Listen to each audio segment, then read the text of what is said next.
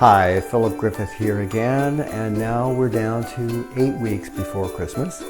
And as your professional photo organizer, I'd like to recommend that you consider restoring an old family photo for your holiday gift giving.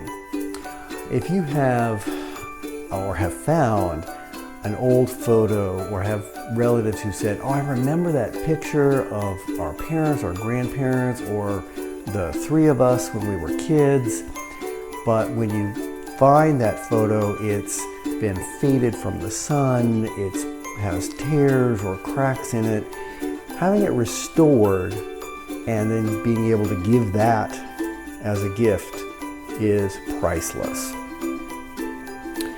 Typically when you're doing a restoration, the person doing it, as we would do, scans the image, does the restoration digitally, and then gives you back a restored digital copy and a printed copy.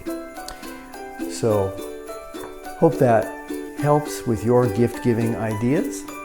And remember, we'd love to help you with your photos to tell your story so that they will last for generations.